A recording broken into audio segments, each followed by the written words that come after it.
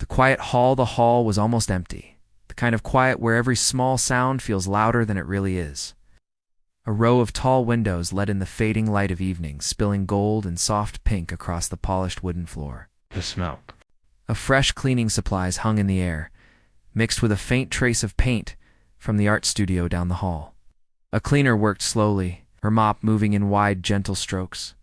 She was not in a hurry. The building was nearly closed for the day, and there was no one left to impress, no one asking questions. Only the hum of the ceiling lights and the soft squeak of her mop filled the space. Her daughter sat on a bench near the back of the hall, swinging her legs back and forth. She'd been there for almost an hour, waiting patiently, or as patiently as a child could, while her mother finished her shift. In her lap she held her school bag, but it stayed closed. Homework could wait. Right now she was lost in her own little world, watching the big, glossy piano in the center of the hall. The piano was beautiful, the kind that seemed too perfect to touch. It stood alone under a small spotlight, its curved body reflecting the last bits of daylight. The lid was closed, but the long row of keys beneath it felt almost alive, like they were holding secrets. She had seen it before, many times, but never up close. Usually when she was here, people were around, musicians practicing, teachers talking, people moving in and out. Tonight, it was different. The hall felt private, like it belonged to her and her mother alone. She kept glancing toward the piano. It was strange how something so still could pull her attention again and again. It wasn't just curiosity. It was a quiet pull. It's the kind that makes you want to step closer without knowing why. Her mother noticed her staring and gave a small shake of the head. "Don't touch. It's not ours," she said softly. Her voice was gentle, not scolding, but clear enough. The girl nodded, though her eyes stayed fixed on the piano. For a while, she tried to distract herself, counting the floor tiles, tracing patterns in the air with her finger, but her attention always drifted back to that glossy shape in the middle of the room. It was as if the piano was waiting for something, or maybe waiting for someone. A faint sound came from the hallway outside, a door closing, footsteps fading away. The building was growing quieter with each minute. Somewhere above, the soft creak of an old beam echoed briefly, then silence returned.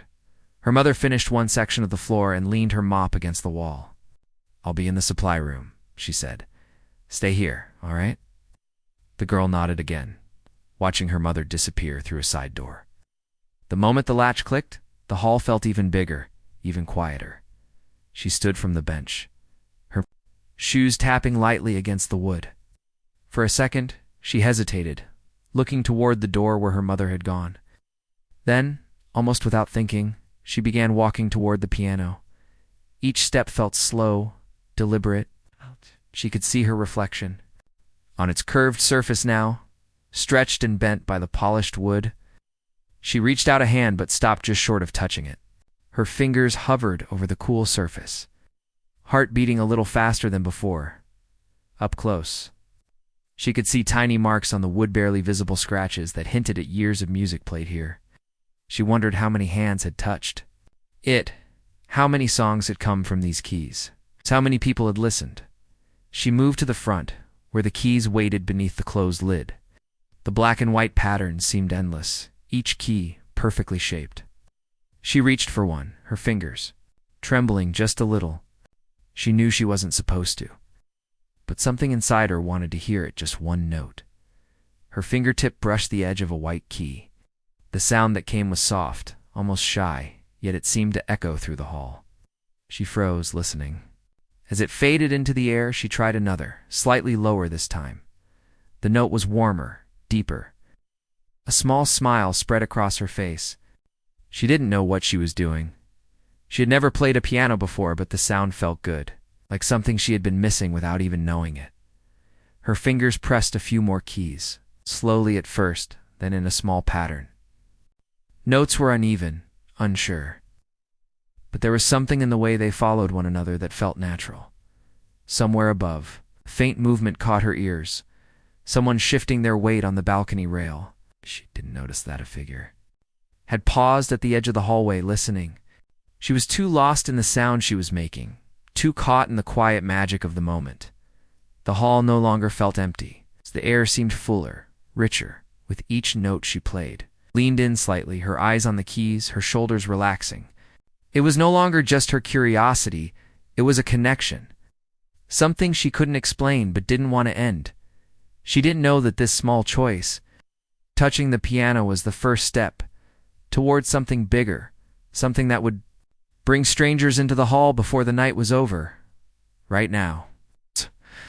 As if the hall had been waiting for her to play all along. Curiosity. In the fingers, the girl sat on the piano bench now, her feet not quite reaching the floor. She shifted a little, testing the smooth surface beneath her. The bench felt heavier than she expected, steady and solid, like it had been sitting there for decades. In front of her, the keys stretched out like a line of tiny doors, some black, some white, each one promising a different sound. She didn't know their names or how they worked together, but that didn't matter. Right now, she only wanted to see what else they could say. She pressed a single key again, the same one as before. The note rang out softly, then faded into the air.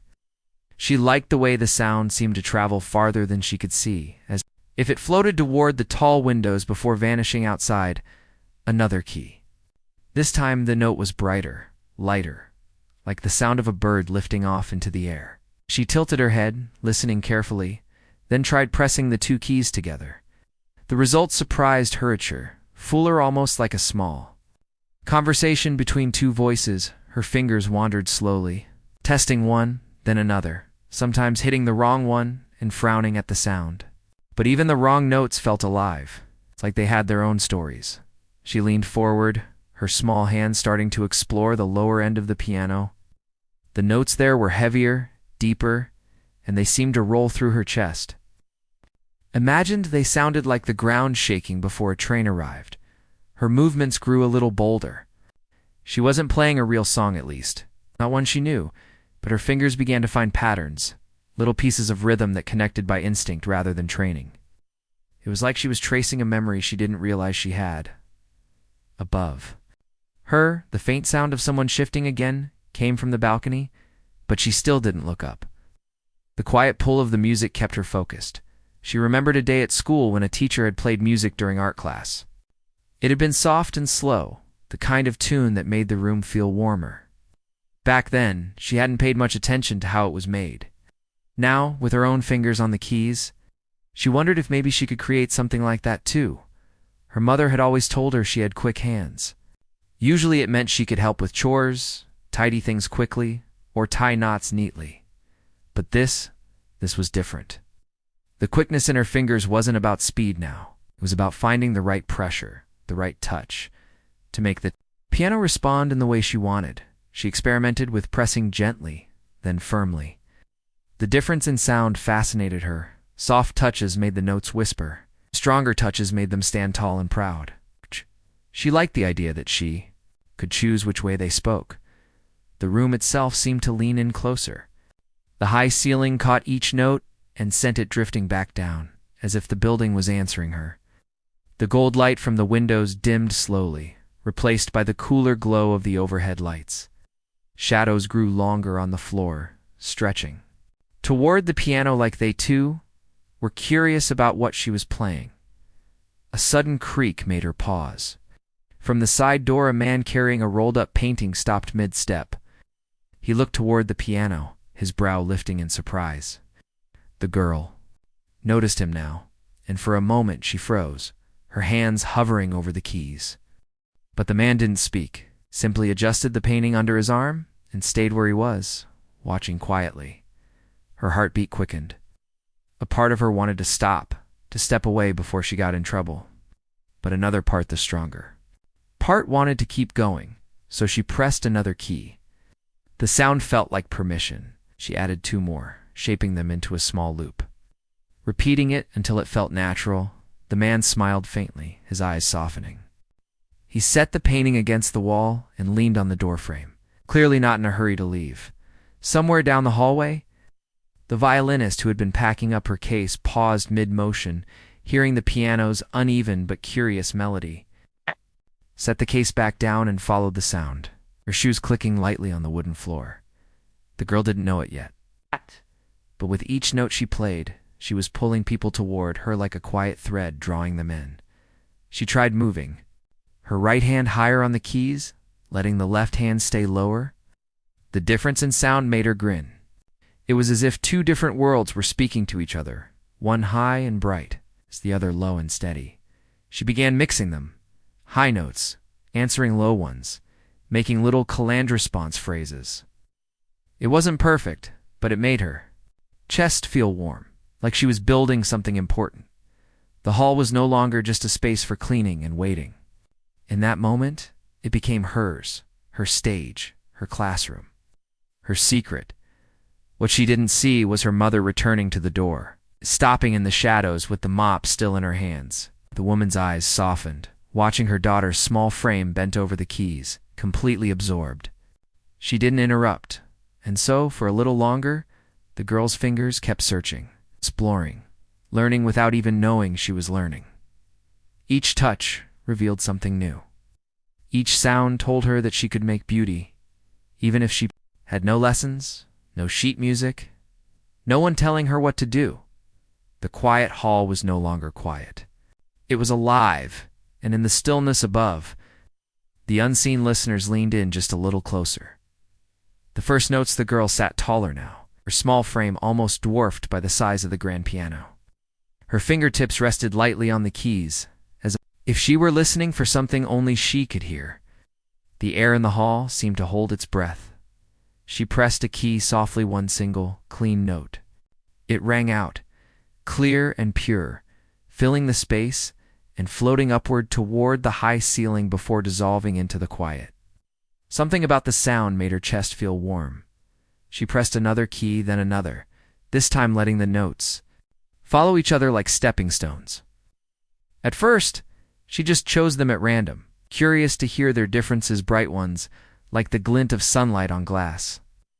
Deeper ones like a voice speaking from the bottom of a well, but slowly, without planning, the notes began to connect. Her right hand found a pattern, 3 gentle notes in a row, repeated, then followed by a softer one, almost like a sigh. She tried it again, and it felt right, not perfect, but right. From the corner of the hall, the man with the rolled-up painting still leaned quietly against the wall. His eyes narrowed slightly, not in disapproval, but in focus. He was listening now, really listening. The girl moved her left hand lower, finding the deeper keys again. She pressed one and let it linger under her right hand pattern. The sound changed, fuller, richer, like 2 voices speaking at once. Her smile was small, but real. She didn't know any songs. No one had taught her about scales or chords. Yet her ears told her which notes belonged together and which ones didn't. When she hit one that clashed, she paused, frowned, then shifted until the sound felt smoother. It was as if the piano itself was guiding her. From the hallway, a second. A set of footsteps appeared. The violinist had arrived, her bow still in hand, eyes curious. She didn't step forward yet. She simply leaned on the doorway, her head tilted, letting the music pull her in. The girl didn't notice. Her whole world was in front of her 88 keys, each with its own voice, each waiting for her to touch it. She began to hum softly, not realizing it. Her voice wasn't loud, just a quiet thread weaving through the notes. The sound gave her courage. The combination of hum and keys felt like she was speaking in a language she didn't know she knew. On the balcony above, a figure leaned forward over the railing, drawn by the gentle rise and fall of the melody. The sound traveled in every direction, reaching places she couldn't see. Her fingers began to move with more certainty. She found herself returning to a set of notes again and again, each time adding something, an extra key, a small pause, a soft press that made the note whisper instead of shout. Down near the door, her mother still stood in the shadows, watching. The mop in her hand hung forgotten. She had seen her daughter fidget, talk too fast, run around the house, but never this. This was different. She was still focused, as if every part of her was in tune with the piano. The melody grew, not louder, but deeper. But it was no longer random. Notes had shape now, a beginning and middle, even if the girl didn't realize it. The hall seemed to embrace it, sound bouncing back to her like encouragement. The man with the painting took a slow step closer, then another, careful, not to break the spell. The violinist followed, silent as a shadow. Their faces showed the same quiet surprise. This was not what they expected from a girl who had never touched a piano before. The girl tried something, entrusting two keys far apart at the same time. The sound was wider, like a stretch of open sky. She kept one hand low, the other high, letting the difference between them tell its own story. Her eyes stayed on the keys, but her mind wandered, imagining wide fields, tall trees swaying, sunlight spilling over a quiet stream. The music seemed to paint those images for her, as if she could see them in the air above the piano. She didn't think about time. She didn't think about who might be listening. All that mattered was the next note and the one after that, each chosen by instinct. The small loop she had started earlier returned. But now it felt different, more confident, more sure of itself. She let it repeat 3 times, then shifted into a softer ending, almost like a whisper. When the last note faded, she lifted her hands slowly, as if afraid the sound might vanish too quickly. For a moment, there was only silence, then light. Clapping, just one pair of hands, gentle and slow. She looked up, startled, and saw the man with the painting smiling at her. The violinist stood beside him, nodding, her eyes bright. Her cheeks grew warm. She didn't know what to say, so she gave a small, shy smile before looking back at the keys. The man didn't speak. The violinist didn't either. But both of them stayed where they were, waiting as if hoping she would play again, and maybe she would. Because in that moment, sitting on that bench, the girl realized something. This piano wasn't just an instrument in an empty hall. It was a doorway, meant she had just taken her first step through. Unseen listeners, the girl didn't know it yet, but her music had begun to travel beyond the edges of the hall. The sound slipped through open doorways, down quiet corridors, and up into the building's higher floors. It reached people who had not planned to stay, people who a few minutes ago had been ready to leave for the night. On the balcony above, a security guard paused mid-step. He had been making his usual rounds, checking that doors were locked and lights were off, but the soft, uneven melody drifting up from below made him stop. He leaned against the railing, curious. It wasn't polished music, it didn't sound like a professional performance, but there was something about it that held him in place. Down the hallway, 2 painters were wrapping their work in protective cloth.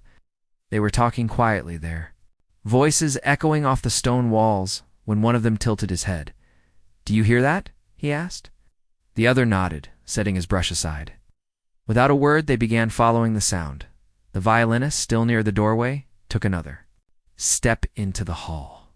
She stayed quiet, afraid that even the smallest noise might break the spell. She studied the girl on the bench, her small shoulders leaning forward, her head slightly tilted as she played. There was no sign of hesitation in her hands now, just steady exploration, like someone walking an unfamiliar path but somehow knowing exactly where each step should go. The man with the rolled-up painting stayed near the front, but his eyes flicked toward the corners of the hall. He noticed movement, shapes of people slowly gathering. It started with just a few, but one by one, more appeared. A photographer who had been packing up his tripod, a sculptor carrying a half-finished clay piece, an elderly woman in a long coat who had been walking toward the exit but stopped when she heard the music. They didn't speak to each other. They didn't even move much. They just listened. From her bench, the girl felt none of this. Her focus was narrow, just the keys, the sound, and the invisible thread between her fingers and the air. Every time she pressed a key, the note seemed to fill more of the space, and every time it faded, it left room for the next one. Her mother, still standing half-hidden by the door, noticed the crowd forming. A flicker of worry passed over her face. She didn't want her daughter to get in trouble. But the expressions on the listeners' faces told a different story. It wasn't disapproval. It was curiosity, maybe even admiration. The security guard on the balcony shifted to get a better view, resting his elbows on the rail. He wasn't the kind of man to linger after hours, but something about this moment made him stay. One of the painters had set his wrapped canvas against the wall and crossed his arms, studying the girl as if trying to memorize every detail. The photographer had quietly adjusted his camera lens, tempted to capture the scene. Though he hesitated, it felt too private, too pure, to interrupt with a click. The melody changed again. The girl had found a series of notes she liked and began weaving them together, repeating them with slight changes each time. Higher here, softer there, a longer pause before the final note. To the listeners, it sounded as if she were telling a story without words. The violinist's fingers twitched around her bow. She could feel how easily her own instrument might join in, how naturally it could blend with the piano's voice. But she stayed silent, not wanting to intrude. The girl's eyes weren't on the audience, they were on her hands. She didn't see the small smiles appearing on strangers' faces, the way some tilted their heads as if holding on to every sound. She pressed a deep key and let it ring before lifting her hand slowly. The hall caught the low note, bouncing it gently around before letting it fade. Then she followed it with a higher note, almost like an answer to a question. Somewhere in the back, the elderly woman's lips curled into the faintest smile. She had played piano in her youth, decades ago, but hearing this girl, Lund-trained, fearless, stirred something long buried. The group grew a little closer, but not too close. No one wanted to break the invisible circle of quiet that surrounded the piano. The girl was in the center of it now, though she didn't know it.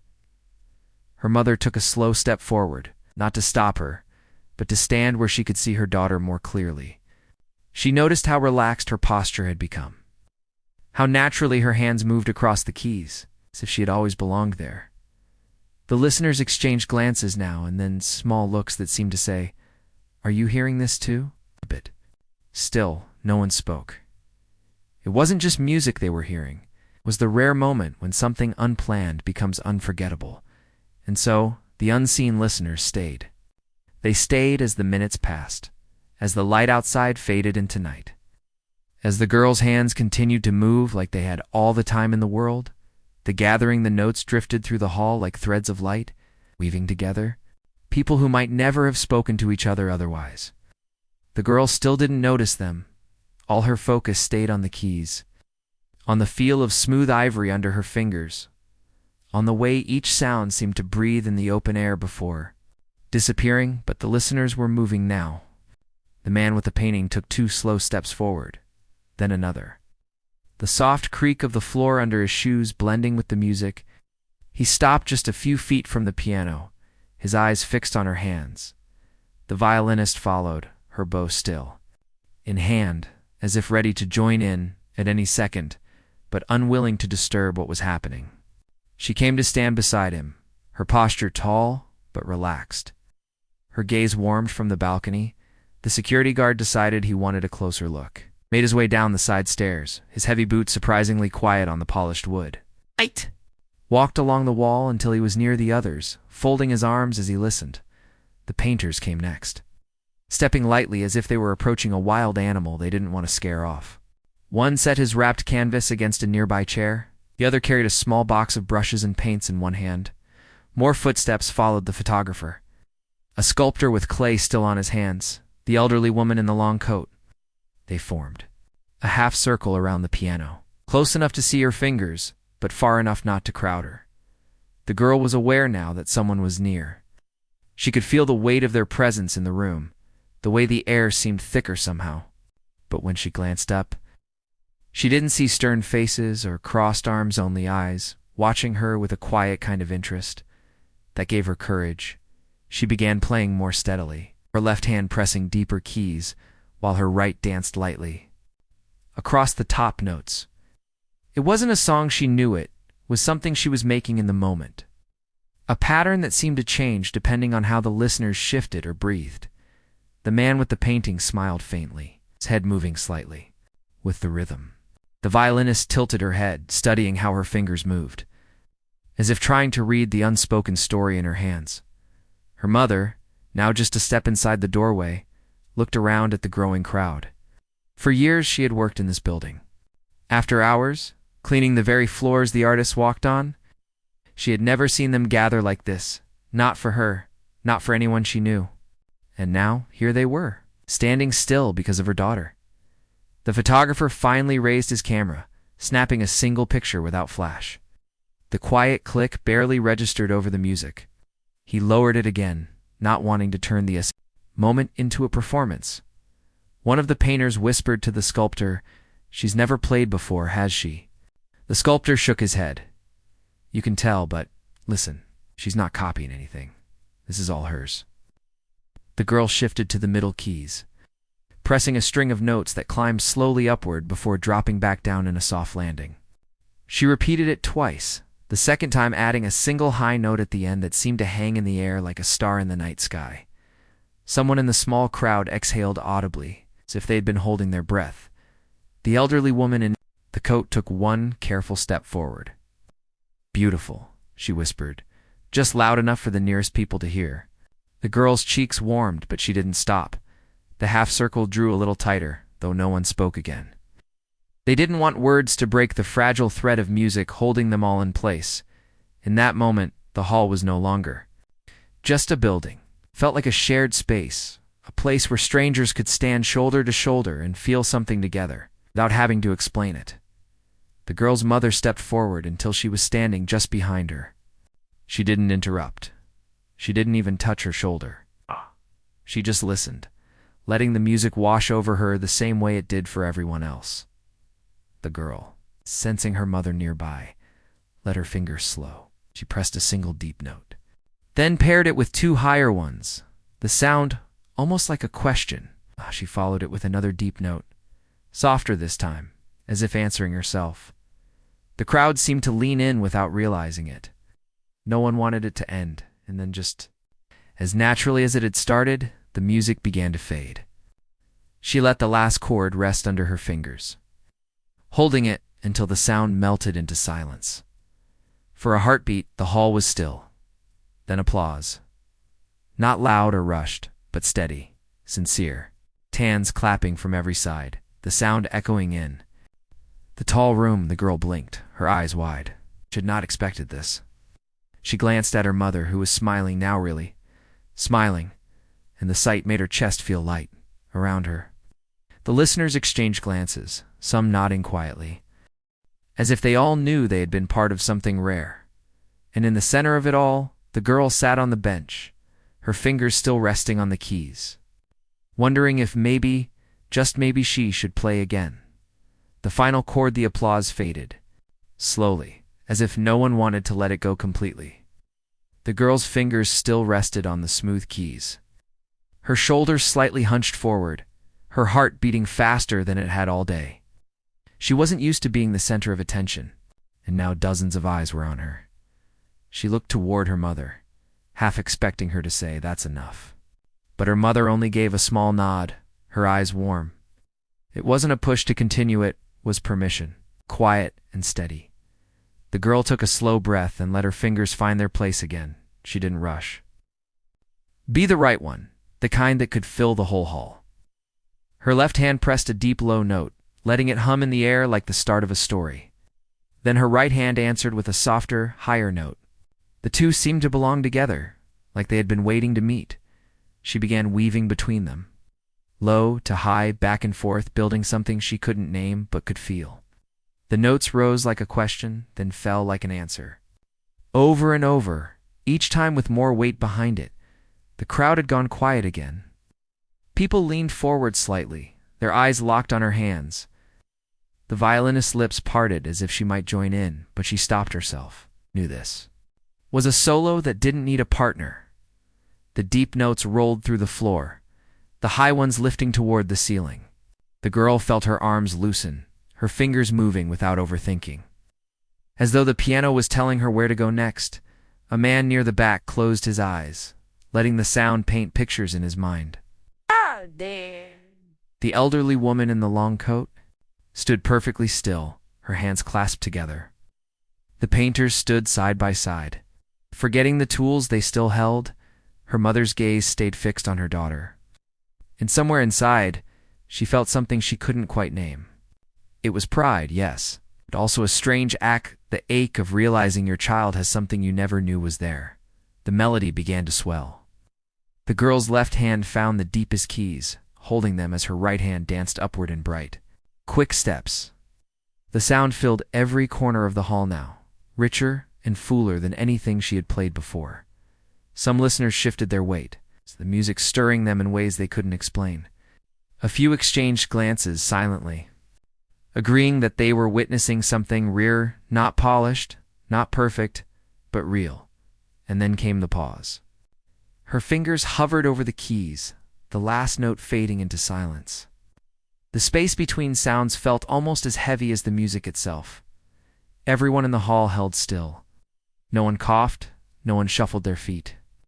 It was as if they were waiting for her to decide how the story would end. The girl's chest rose and fell slowly. She looked at the keys one last time, as though memorizing their layout, their promise. Then she pressed down with both hands, one deep, one high. The two notes met in the middle, vibrating against each other until the hall seemed to hum with them. It was not a loud ending. It was not dramatic or flashy, but it was final. It was a chord that felt like a closing door, soft but certain. The sound lingered for a heartbeat, then melted away. Her hand stayed on the keys for a moment longer, her fingertips still feeling the faint warmth of the vibrations. Finally, she pulled them back into her lap. The silence after was different this time. It wasn't awkward or uncertain, it was full, like the space after a deep breath you don't want to release. Then the clapping started again. This time it grew faster, warmer, the kind of applause that wraps around you instead of pushing you away. Some smiled widely. Others nodded with quiet approval. The violinist clapped softly, but with a knowing look, as if she had just witnessed the start of something important. The girl gave a shy smile, ducking her head slightly. She didn't know what to do with all the attention. Her mother stepped forward now, placing a gentle hand on her shoulder. No words passed between them, but the touch said everything. It was the kind of touch that meant, "I see you. I'm proud of you." The crowd began to shift, some moving toward the exits, others lingering a little longer. The elderly woman walked closer to the piano, her eyes kind. "You have a gift," she whispered, before stepping away again. The girl ran her fingers over the closed keys one last time, as if sealing a promise to herself. She didn't know when she would sit here again, but she knew it wouldn't be the last time. And as the hall slowly returned to its ordinary quiet, the final chord still seemed to hang in the air, faint but unforgotten. The applause, the clapping, swelled again, but it wasn't the rushed kind that people give at the end of an expected performance. This was different, measured, sincere, the kind of applause that feels personal. Each sound of hands meeting carried a quiet message. "We saw you, we heard you." The girl looked up, her eyes darting from one face to another. She saw strangers smiling at her, some with wide-open grins, others with softer, almost private expressions, as if they were holding something just for themselves. The man with the painting nodded once, firmly, like someone giving approval without needing to say the words. The violinist's eyes met hers for a brief moment. She smiled in a way that felt like an invitation, as though she was silently telling the girl, "You belong here." From the back, the security guard gave a small, slow clap before folding his arms again. He wasn't a man given to displays of emotion, but the corners of his mouth twitched in the faintest hint of a smile. Her mother's hand still rested lightly on her shoulder. She didn't speak, but her presence was solid, steady, in a way that made the girl feel safe. Even in this sudden attention, a few of the listeners stepped closer now. The elderly woman in the long coat moved until she stood right beside the piano. Her voice was quiet, but it carried. "You've played from here," she said, touching her own chest lightly. "That's why we listened." The girl didn't know what to say. She lowered her gaze, her cheeks warming, and gave a small nod. One of the painters bent slightly to meet her eyes. "Do you take lessons?" She shook her head. His eyebrows lifted in genuine surprise. "Then you should. You've got something special." The sculptor beside him, still with a faint smudge of clay on his hands, added, "Not many people can make a room stop like that. Even fewer can do it without knowing what they're doing." He smiled, not in mockery, but in respect. The violinist took a small step forward. "If you ever want to learn, I know people who could help," she said softly. "Not just to teach you notes, but to help you keep that feeling you had tonight." The photographer, who had taken only one picture, stayed a little farther back. He wasn't ready to break the mood with his voice. Instead, he raised his camera slowly, catching one more shot at the girl on the bench. Her mother behind her, the half-circle of artists around them, and the soft light falling across the piano. He knew it would be one of those images you look at years later and remember the exact sound that filled the air. The applause had faded now, replaced by quiet conversation. A few people began to drift toward the doors, but they did so slowly, as if they didn't want to leave the warmth of the moment. Her mother finally leaned down, whispering, "You see what you did?" Her voice was full not just of pride, but of something deeper, something like wonder. The girl bit her lip and gave a tiny shrug. "I just wanted to try it," she murmured. Her mother straightened, shaking her head slightly, as if her daughter didn't yet understand what she had given these people tonight. The man with the painting stepped back, preparing to leave. "Remember this," he said simply. "Not every day will feel like this, but some will. Keep them." The violinist lingered near the door, glancing back one last time before disappearing into the hallway. The girl's hands returned to the keys, for just a second, pressing one soft note. It wasn't part of a song, just a little farewell to the piano. The sound drifted upward and faded, taking with it the last traces of the moment. But even as the hall emptied, the feeling stayed. It stayed in the way her mother walked beside her with her head a little higher. It stayed in the way the elderly woman smiled when their eyes met again near the exit. It stayed in the quiet pride that came from knowing she had given something to people she'd never met before. They had given something back. The girl didn't think of herself as a pianist, not yet. But that night, as the heavy doors of the hall closed behind them, she carried something new with her. A seed, maybe. One that had been planted in the middle of an ordinary evening in an almost empty building. On a piano she wasn't even supposed to touch, and in the minds of those who had stood in that half-circle, the image of her playing, small, hands moving with instinct and courage, would stay much longer than the sound of the final note. A new beginning. The night air outside the hall was cool, carrying the faint smell of rain that hadn't yet fallen. The street was mostly empty, the shops along the sidewalk dark, except for a small cafe at the corner with its lights still glowing. The girl and her mother stepped out together, the glass doors of the art center closing softly behind them. Her mother didn't speak right away. She walked slowly, her hands deep in her coat pockets, as if letting the last of the music settle. In her mind, the girl kept close beside her, still feeling the warmth of the piano keys in her fingertips. Even though she hadn't touched them for several minutes, halfway down the block, a voice called out from behind, "Wait just a second." They turned to see the art center's director jogging toward them. He was a tall man with glasses, still wearing his name badge. In one hand, he held a small notebook. When he reached them, he stopped to catch his breath. "I didn't mean to interrupt you earlier," he said, looking at the girl, "but I wanted to ask, was that the first time you've ever played a piano?" The girl hesitated, glancing at her mother before nodding. "Yes," she said quietly. The director's eyebrows lifted, not in disbelief, but in genuine admiration. "You have a natural ear," he said. "You were finding chords most beginners don't stumble into for months." He glanced at her mother. "Has she had any lessons?" "No," her mother said, shaking her head. "She's never even been near a piano like that." The director smiled, his eyes thoughtful. "Well, she should be. I don't usually do this, but we have a community program here in Art Scholarship for local kids. Covers music lessons, instrument practice, even performance opportunities. I think she'd be a perfect candidate." Her mother blinked. "Scholarship? For her?" The man nodded. "If you're interested, come by tomorrow afternoon. Can arrange for her to meet one of our piano instructors." He tore a page from his notebook, scribbled a phone number, and handed it over.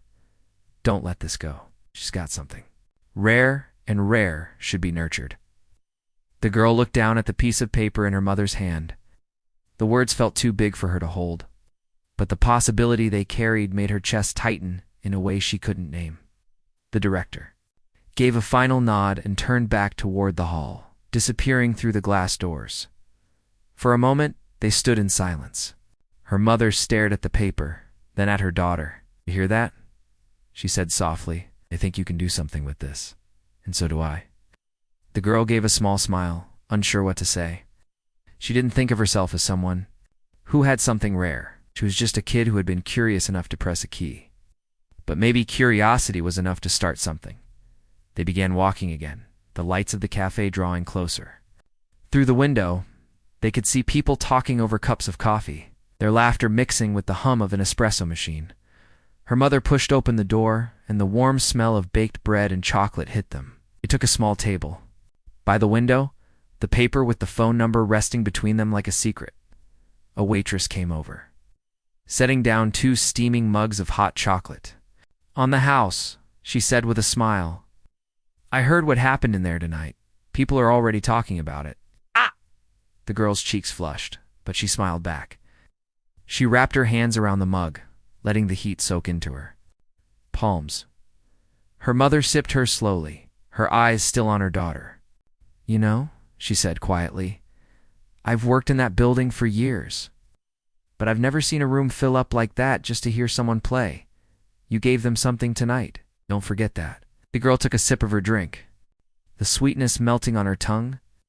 She didn't answer, but the warmth in her chest felt bigger than the mug in her hands.